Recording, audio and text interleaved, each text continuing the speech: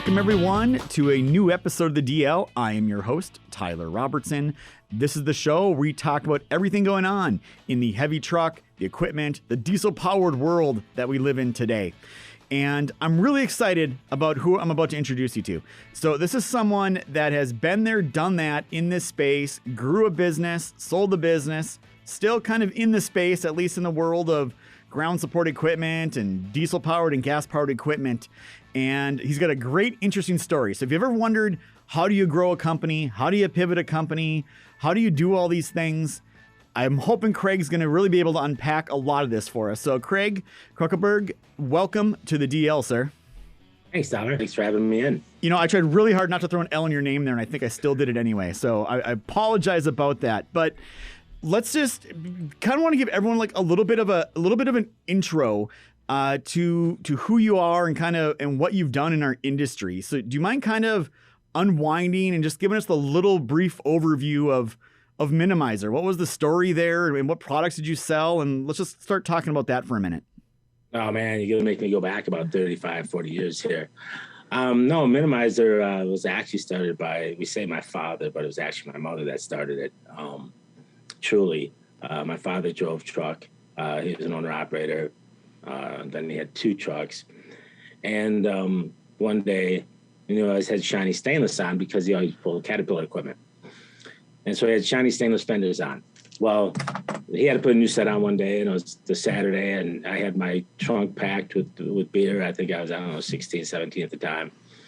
And he's pulling in the driveway. I'm trying to do a fast sprint to my car because I'll never forget. It was a little blue Ford Ranger, set of tandem stainless fenders sticking out the back, and I knew where this was going to go. And he goes, "Where are you going?" I said, "Out." And he goes, "No, I need you to help me put these fenders on because I want to leave tomorrow afternoon." So that shot my night. And so then we sat and put the fenders on. And Monday when I got home from school, he just had me on the phone with Mom. And I was talking to him, and he goes, "Let me talk to Craig." And he goes, "Yeah, you know the fenders we put on?" He goes, "I lost one side at Caterpillar, the forklift, you always load the crates to the front. Forklift slammed into the side of this brand new shiny stainless, crushed it to the tire. Well, he couldn't roll because he would have cut the tires. So him and another driver pulled the fenders off. All the way home, he's going, "There's got to be something better." And about 2 weeks later, Mom was backing out of the driveway, and she backed over the Rubbermaid garbage can, and Dad popped his foot in it and said, "God, if I could make fenders out of this, we'd have something."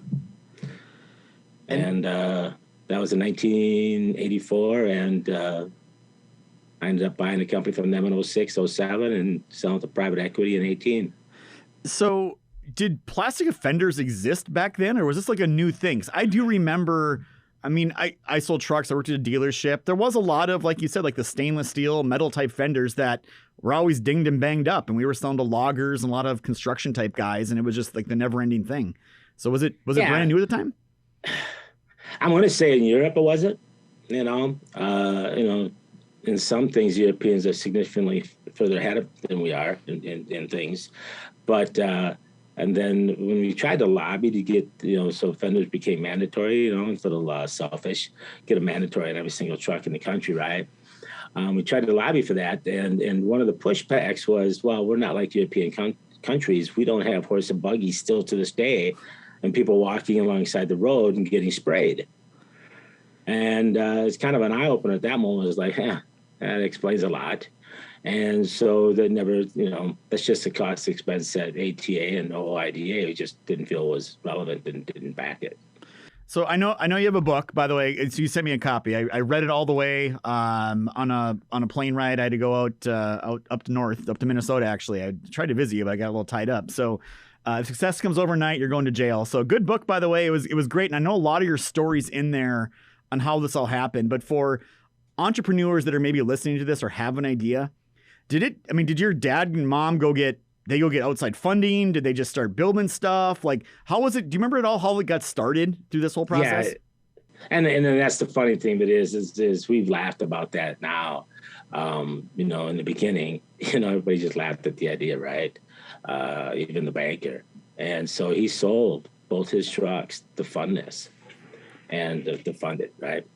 And I remember when his second truck, his first truck, the driver's truck sold, then his truck sold. And when it pulled away from, out of the driveway, I've never seen my father tear up. And I think at that point, that's when he realized he was done driving truck. And it was something he thoroughly enjoyed, right? Now he became a manufacturer. And and they bootstrapped it. And I remember a story one time, my folks, blue collar, had a small town, swimming pool in the backyard. I invited some friends over, and I'll never forget my mom going, geez, I don't think I got enough hot dogs and stuff to feed these guys.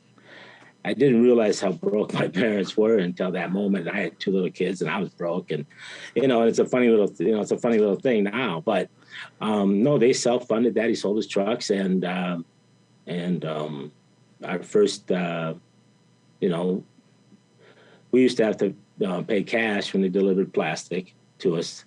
No, it was a sheer bootstrap grinding it out.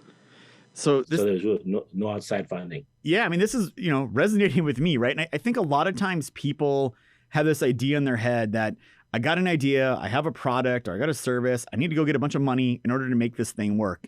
And I just want to point out to the audience that you have 2 people living proof here. 1, we didn't do that either. We just bootstrapped it. And 2, that's exactly what you guys did too over at Minimizer. So I think one of the challenges a lot of people have is sometimes you have a product and you can have the best product in the world, but if people don't know you exist, you're going to have a hard time selling the thing. So what was it like back then? How did you get to, you had to go change an industry. People have never seen it's a never before seen product that really did solve some problems. So how did you guys get that message out there to people that, hey, we have this great solution for your problem, Mr. Customer? Right. And the thing of it is, right, it comes down to education. And so my father built the tool. There just happened to be, now you're probably old enough to remember the Windjammer, the fairings for motorcycles. That was an aftermarket item before the OEMs started putting them on the bikes themselves. Well, there's a local farmer in our small town that proceeded to invest in Windjammer, ended up with all their equipment when they went under. And he was making molded farm-related items, and him and my father proceeded to get together and sketched up this fender drawing, and my dad goes, well, can you mold this? And he goes, yeah, but it's going to cost you X number of dollars per sheet. And so my dad says, I only need 6 of them. He was just going to put them on his truck. He didn't give a shit about anybody else. It was his problem he was trying to solve. And so the guy made 5, 2 to a side, and he had 1 extra. The old man was happy before the wood tool fell apart. And as he was sitting in truck stops, people are coming up to him going, where'd you get that? What are those? Where'd you get those? Where'd you get those? And so we went back to the old guy, and the old guy goes, you got to build aluminum tooling. As you see, wood doesn't work. And so my dad sat literally in the garage, framing up with body, putty, and aluminum, and making his first fender prototype. And took it back out to this farmer to mold it for him. And so, and then from there, it just kept growing, and he'd literally sell them off the headache rack. And then somebody came along and said, hey, I'd like to sell those. So I'll do it 100% commission, blah, blah, blah. And he went down to Step Equipment, which was in Wisconsin, and they were a Galbraith dealer. And one of their sales guys from Galbraith selling roll-offs just happened to be in there. And he said, you guys got those that look like the roll-off fender? The metal roll-off fenders are destroying those every day. And one thing led to another thing, And ended up Galbraith being his first major customer, took 100 sets of BFI blue, 100 sets of waste management burgundy, and 100 sets of black.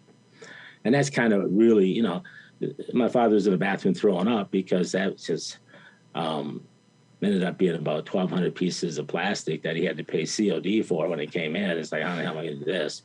And so the roll-off industry is truly, not the trucking industry itself, but the roll-off industry is what truly took off first. Yeah, I mean, that makes a lot of sense. And I think one of the interesting things too is I remember spray control systems. That was the original name, I believe, right? Yeah. But obviously I remember when I first heard that, my spray, like, what the heck are they doing? Is this some type of agricultural company or whatnot? It was kind of a weird name. How did you go about figuring out, like, hey, we need to rebrand this thing and call this something else? And that's the funny part about it, right? We'd be in the yellow pages on the sprayer parts with spray control systems. And spray control, my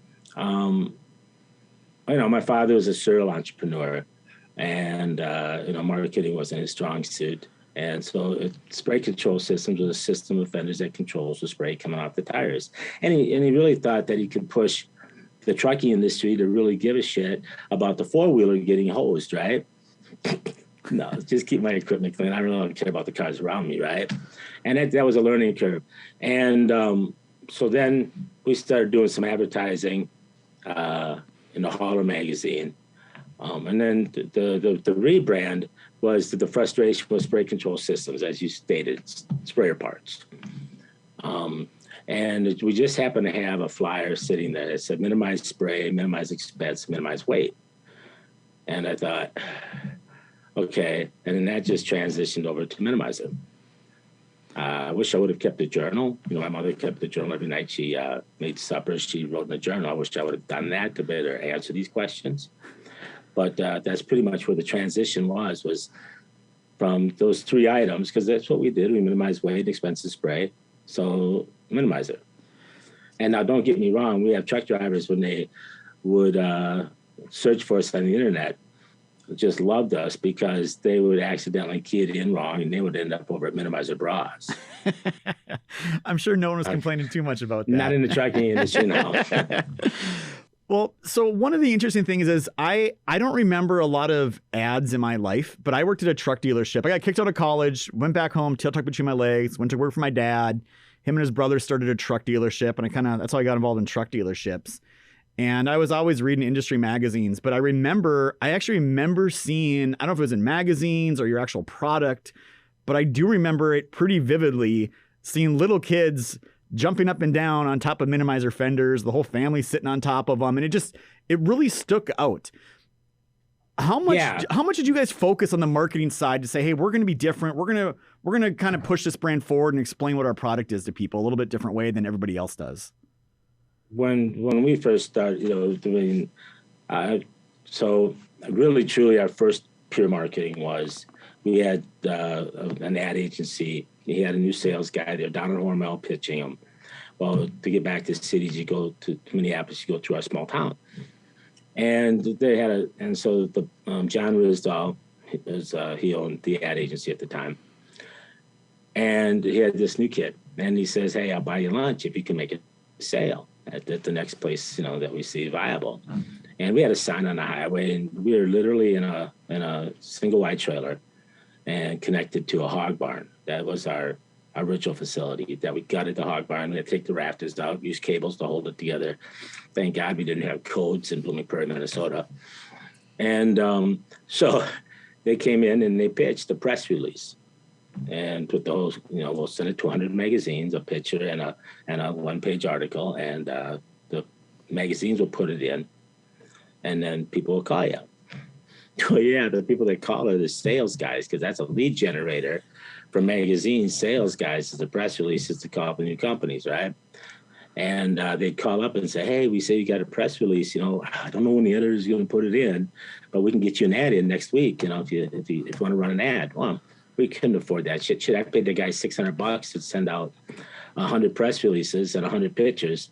We just did no. How about you run the press release? If I get some calls, then maybe I'll run an ad in your magazine. And that became a 30-year game for me with all these magazines and around O'Reilly publications and so on and so forth. And so then one time, so half the magazines they were sending to had no relevance to the trucking industry. And so I went to the public library. I said, do they have a publication that lists every magazine in the country? And I'm a big believer in karma, fate, God. I don't mess with any of them because, things could go bad.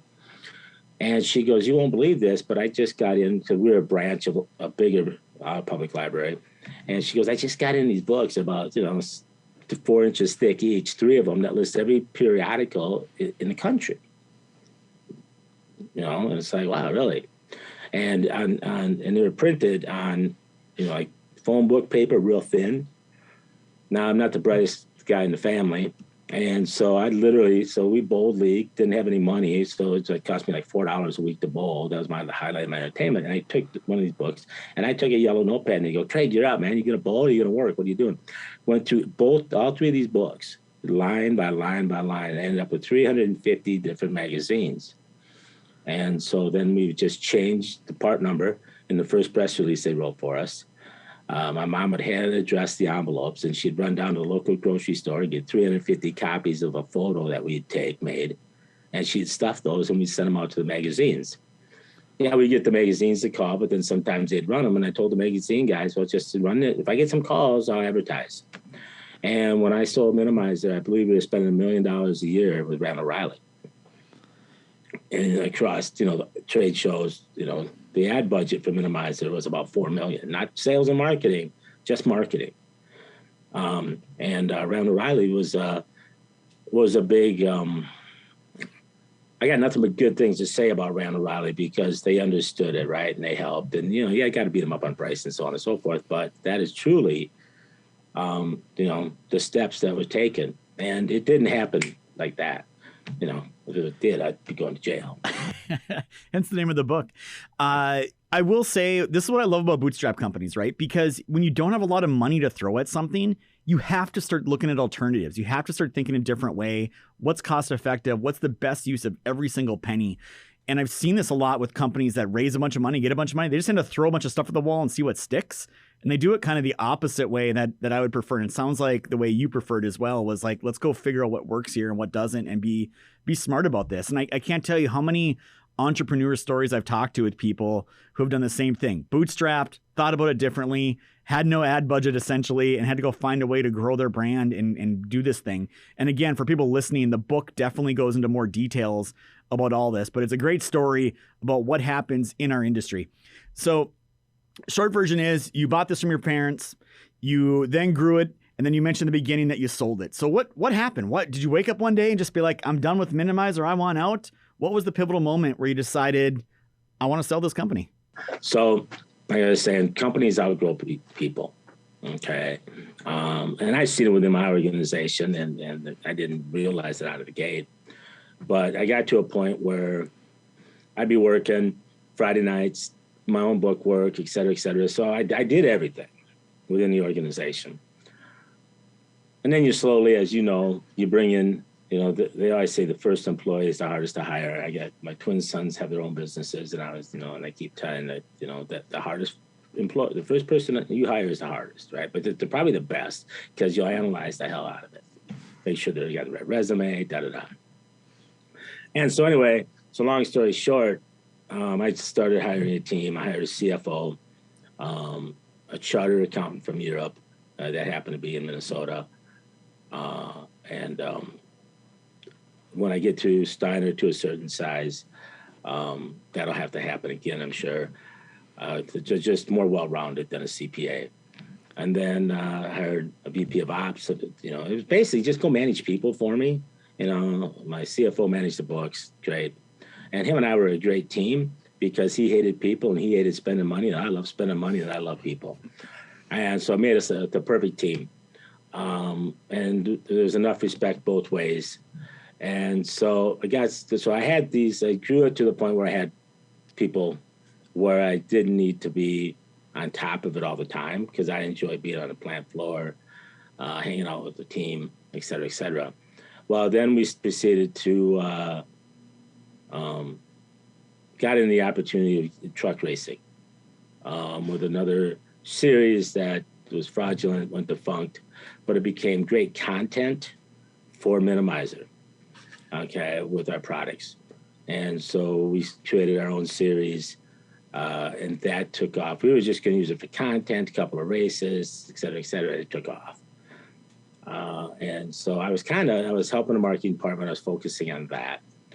I didn't need to, I'd go in every Monday for our executive meeting. But other than that, they were running the company. And then one day I was walking, I don't know why, Tyler. I can't tell you, right?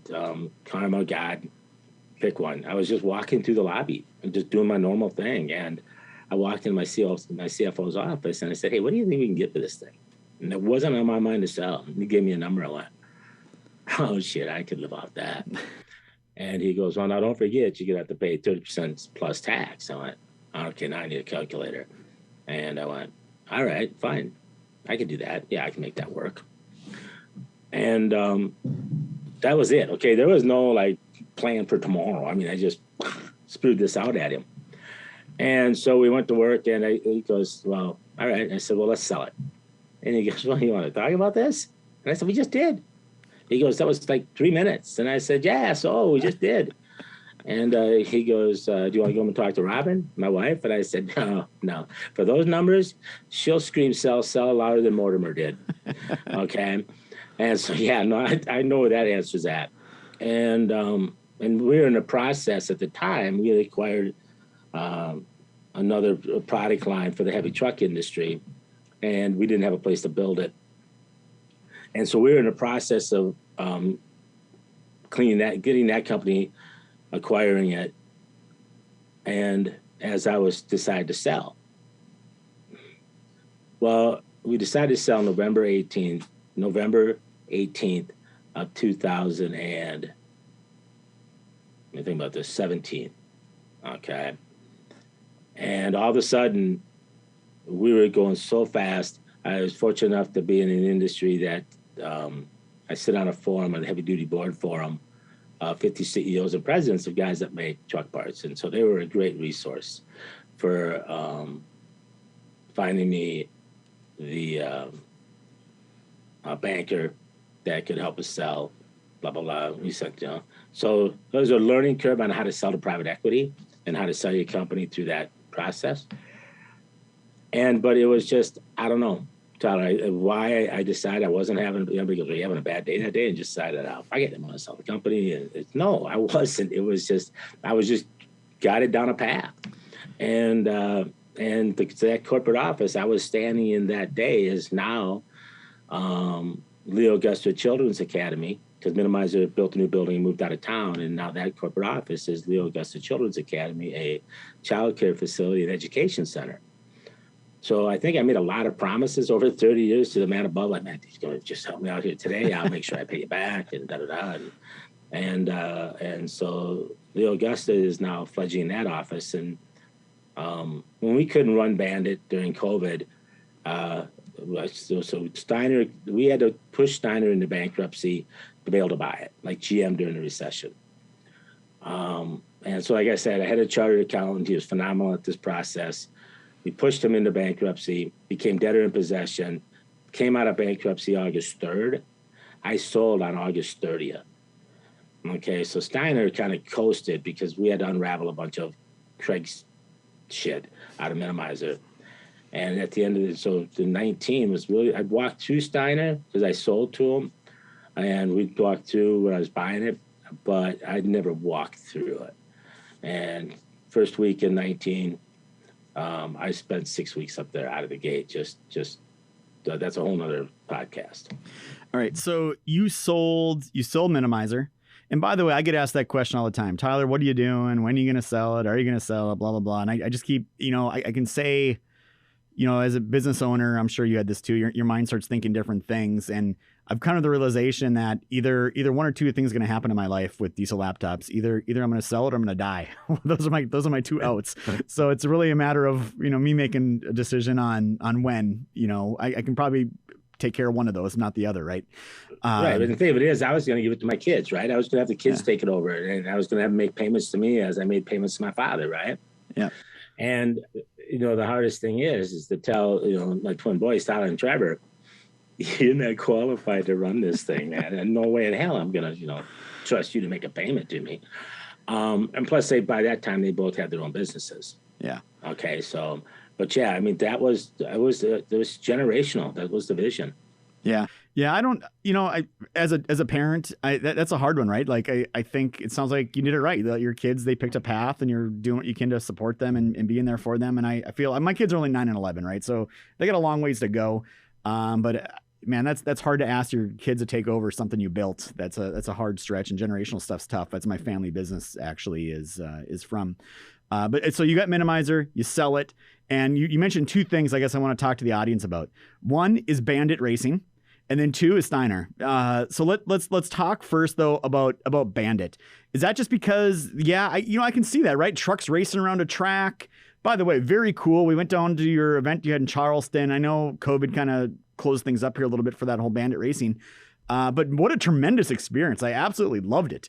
Did it just kind of flow out of the Minimizer promotional stuff? Is that the where Bandit came and where's it going? I always said that when truck racing comes to the United States, we got to be part of it, right? Because Minimizer, with all of our products, have lifetime guarantees on them, and the tested, tortured mantra that we had. And so it just happened to come about with Champ, and then he, just folded it up, took Meritor's money, our money, Continental's money, made a lot of bad taste about truck racing. And that was road courses. Road courses are great if you're European. Here in the States, we love our circle track, and the tighter, the better. And so then I said, well, let's just get, this is great content. Plus, my sons were racing at the time. They enjoyed it. It was a great family thing. We didn't hunt and fish together, right? And this was something we could do together. And then the following just took off. Here was just a content generator and something to do on the weekends, and it full blown into, we were spending about $3 million a year in operating cost for Bandit. And so it just took off. And, other fleets were getting involved, and other, like Mike Morgan, Mac Vader. He was just a simple diesel mechanic. I apologize, not simple. But compared to the other teams that had haulers and multiple trucks. And poor Mike is throwing that thing on a flatbed, pulling it with a small toter, and he's bootstrapping the hell out of it. And I couldn't ask for a better advocate for Bandit. And so he did well. And as we grew it, we were talking to sponsors, as you and others, and we had Band-Aid looking at it to come on as a tire sponsor. I drove, we were doing retreads. I said, I'll test them, I'll take the risk. And a real quick funny story. So we were testing down in Alabama before a race, and there was no outside walls. Okay, the only wall was the front straightaway, so the fucking tire blew. I wanted to make sure there was no wall, right? Just give me fields if I got to go. And one of the Band-Aid engineers, and so we put retreads on the front, and we had them done up here. We hauled them back with us down to the race. And the Band-Aid engineer goes, "Hey, Craig, back off. You're leaving marks." And, well, really, like back off, like stop, kind of back off, or just slow up a little bit. And I came out of turn 2, and halfway down the front straightaway, the front right blew. Now we got to remember we had Band-Aid and Band-Aid's parent company. Sorry, my mind just went blank. Yeah, I can't remember who it is either. It's not Continental. Well, the parent company. Yeah, but the parent company. But anyway, right? And I went over the dead nuts between turn 3 and 4, launched off like the Dukes of Hazzard. And when I dug in, the truck is still going, right? And I'm heading to the pit gate, and I'm thinking, God, this truck ain't stopping. What the hell, right? It was still in gear. So when I hit the dirt, she didn't pop out of gear, nothing. I'm still rolling. Oh, shit, I killed the truck. I climb out of the truck, and they come running over the Band-Aid engineer and the other engineer. And the Band-Aid guy looks down, just glanced at the tire, and he goes, "That's not our problem." And the other engineer, the parent company, looks at it, and he goes, "Well, we're done. We're done testing." And he shut it down right there. Well, so they took the tire back to the truck back to pits, took the tire off. The retreader, well, not the retreader, the retreader. The Band-Aid retreader took a tire that had been run flat and had 4 patches in it. Okay, you shouldn't have used that tire to begin with. Yep. Right? Yep. And we had 25 more tires to test. And so they said, "We're done." And because we got to take all these rims off. But anyway, so long story short, we had interest, and we're moving forward, and then all of a sudden we hit COVID. Yeah. We had one race during COVID. There wasn't a mask in the crowd. It's August of 2020. There wasn't a mask in the pit.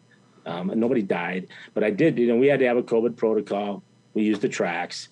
And I told the track owner, I said, "Dude," I said, "if I start hearing helicopters and seeing black Suburbans, I'm getting in my coach, and this is your problem." Because, they're scaring the shit out of everybody in the world, right? Don't go out and play in public.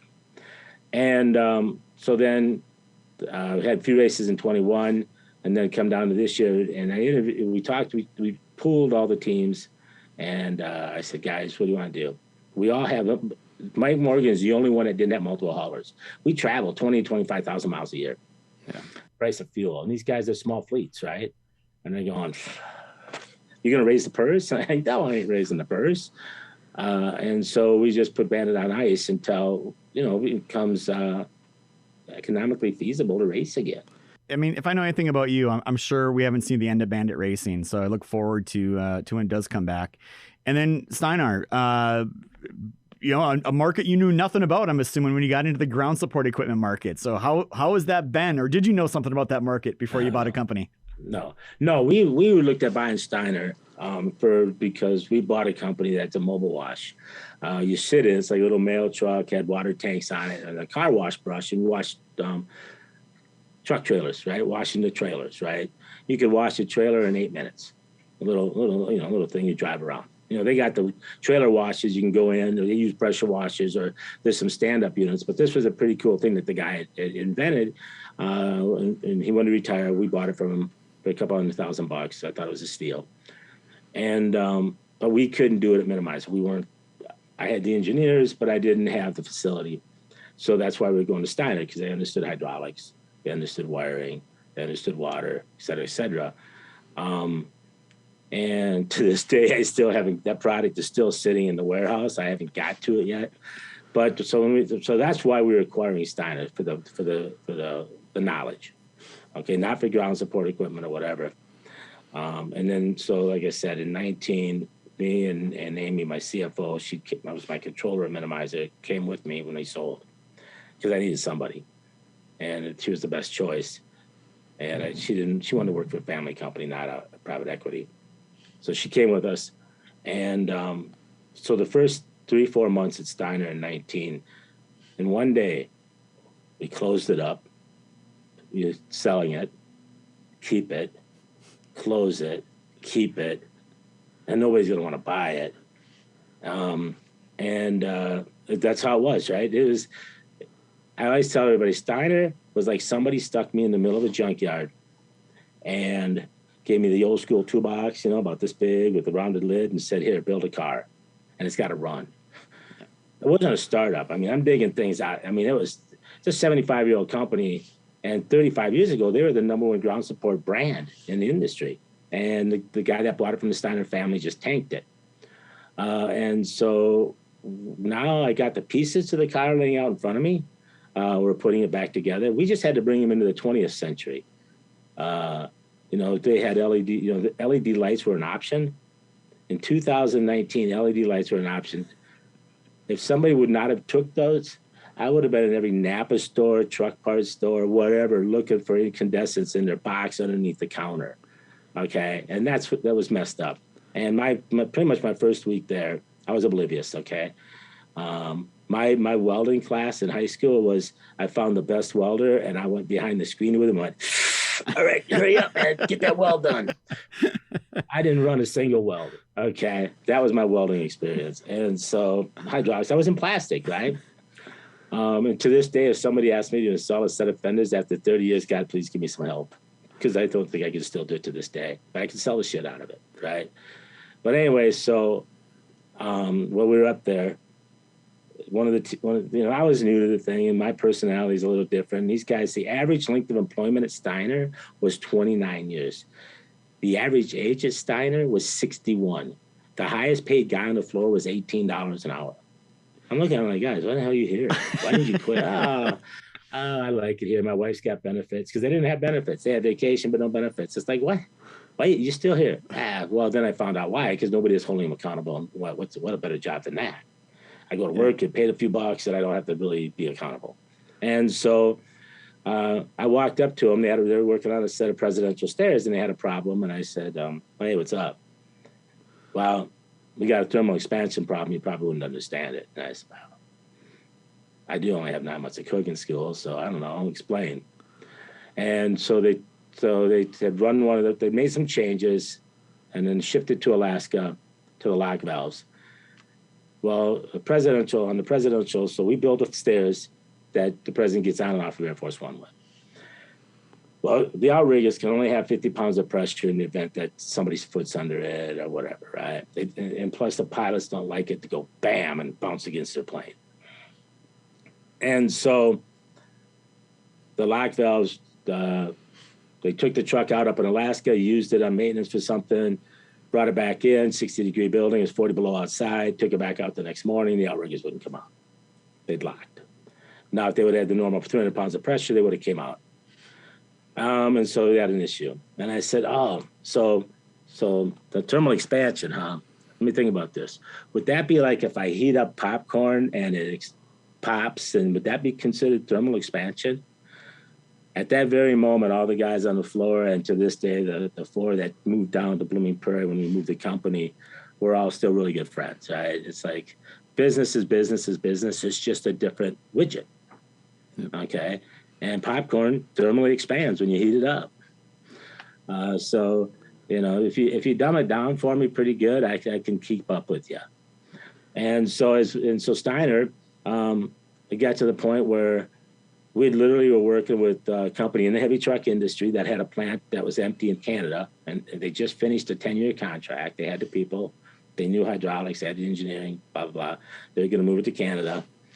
And that's when Minimizer let me know that they weren't going to renew the lease. I still own the buildings. They were going to move the company, and they weren't going to renew the lease.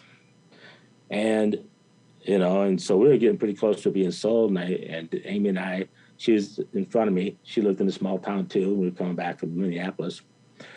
And I called her up, and I got the email that they weren't going to renew the lease. And I called her up. I said, you know what? Let's keep Stinar. And I called her back 30 times in that hour drive, and she wouldn't pick up. And the next morning I found her at work. I said, hey, no, we made a decision. It's gone. It's sold. It's out of here.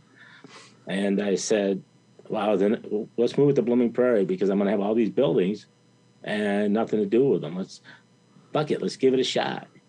And so here we are, 2020. So then that was in 19. We move it down to the end of 19, 20.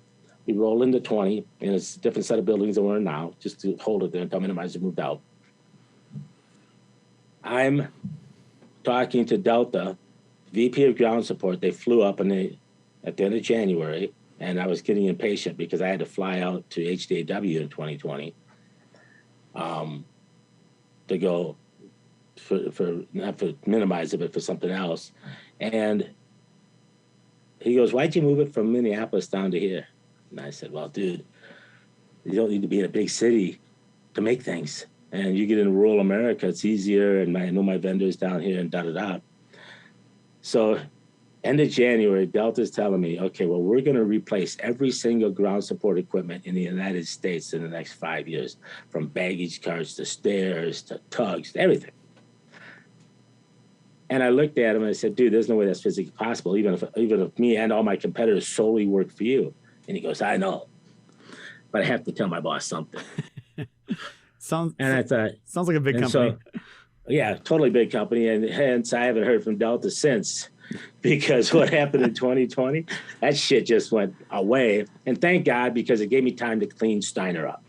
Yeah. So it was a pandemic, but it helped us considerably bring them in the 20th century drawings and shit like that. So would I do it again? Yeah, but the problem is the first time I did Minimizer, as we talked about earlier in the show, now I had money in my pocket. Oh, we need a new saw? Oh, yeah. We need new shears? I'll go buy new ones. Okay. I didn't bootstrap Stinar, and I missed things. And so now I'm having to back up and go back to the dirt again. And over the weekend, I sent out a flurry of emails going, okay, people, we're going to get dirty on our marketing and how we're chasing our customer. And you'll see that coming out here hopefully in the next 3 months. Yeah. I mean, that's the great thing about business is you always have these lessons that you've learned, and it's always a constant evolution, changing the way you do things, finding new ways to get business. I can tell you the same thing this weekend. I was like, you know what? I think I got a new idea to go find more customers in a different way. And we've already been talking about it today. So it's that constant evolution. I think it sounds like both of our brains are kind of always going 24/7 about how to improve our business and do these things. And it sounds like you have a lot going on. So the book you have out, is this available to buy anywhere yet? Or did I get an advanced copy, or if customers want to find it? No, I have copies, right? I mean, I don't know. I asked the guy, how do I get my book out? And he goes, you, of all people, are asking me how to promote yourself? That's funny. And it's just that, I give it to my friends and I sell it to my naysayers or whatever, right? And so it's like, I mean, basically just reach out, LinkedIn or just come to Stinar's, website and track me down. It should be in every airport, but I can't. So I've ordered. I'm down to probably 200 left out of 1,000. God damn, I'm giving away my fortune. But right now, there's a paper shortage. I can only imagine. You're in the manufacturing side of it now. I'm sure you're seeing that with a lot of things and everything. So you mentioned is Stinar.com, Stinar.com. Is that the website? Yep. All right. Just check. Yep. And then LinkedIn, you're hanging out on LinkedIn all the time as well. I enjoy the content you're posting on there. And self-promotion, right? And that was, real quick, because you get it. Not a lot of people get it. All right. You have to self-promote. And the book will tell you that. Because nobody's going to do it for you. Okay. Every ad agency in the world, trust us. We'll get you. They're going to fuck that up so bad. Okay. You got to do it yourself. Well, I was watching a documentary the other night on the History Channel on Teddy Roosevelt. In the very beginning, before he was even president, every time he would do something, even when he was with the Rough Riders, he had 2 journalists and a photographer tag along. Yep. Self-promoting himself, right? And I'm laughing. That's not how they put it on the History Channel, but they said, he just documented all this stuff. That's bullshit. That boy was self-promoting himself big time, right? They would send articles back to New York, and they'd talk about Teddy Roosevelt, right? And so it goes all the way back to the beginning of time, self-promotion. But it's not arrogant. It's not self-centered. But nobody's going to do it for you. If you want to get your name out there, you got to do it. Yeah. I mean, it goes back to what I did in bootstrapping. Is like, I'm just going to put my story out here. LinkedIn has been one of my best things I've ever done. Millions of views a year. It's all free. Helped definitely build my brand. It got me speaking engagements. It got me big customers. It got me more like it's snowball effects. And I think a lot of times people look at that stuff though, and they try one thing and it doesn't work. And they got to realize, no, this is not a one-time thing. This is like the next 5 years of your life building up this thing, trying to do that. And I see that with a lot of people, especially on social media today. So it definitely does work. Just take some time to get there. But Craig, I know we've been talking here a bit. I think I could talk to you for days at a time. We probably do got to do another podcast one of these days about some of these other stories. And by the way, if anyone's listening, Craig's been nothing but helpful for me, helping me because I'm trying to understand more of this ground support equipment industry. We do sell some of the customers Craig was mentioning too. So I hit him up a month ago, and I'm like, help me out, man. Is that a hint to get the stuff you asked for? Maybe a slight. Trust me, we got a lot going on over here at Diesel Laptops. But we're definitely trying to figure things out, I think, like all of us. And I think it's an interesting thing. You have customers. Our customers are pretty much the same customers. So I'm sure there's some ways we can work together. And that's a lot of why I do the podcast, is to network with people, talk about things, learn their stories, all those things. So it's all great stuff. Like I stated in the book, Tyler, 5, 6, 7, 10 years ago, networking. What's networking, right? Should I go and, join the Chamber of Commerce, join the Lions? Now, to me, networking is just go make friends. That's it. Just go make friends. Yep. Well, with that, Craig, I'm going to wrap this episode up. A pleasure having you on here and learning about the story of Minimizer, where Stinar's going, hearing about Bandit. Tons of good stuff. If you want a copy of Craig's book, it sounds like you got to hit him up personally on LinkedIn. So I would really recommend doing that. It's a good read. I think you'll learn a lot from it. There's a lot of good things, good life lessons in that book. So with that, we're going to call it an episode.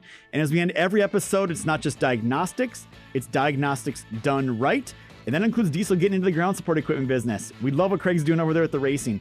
So thank you very much, everyone watching and listening. Like, subscribe, comments. We appreciate it all. We'll catch you on the next episode.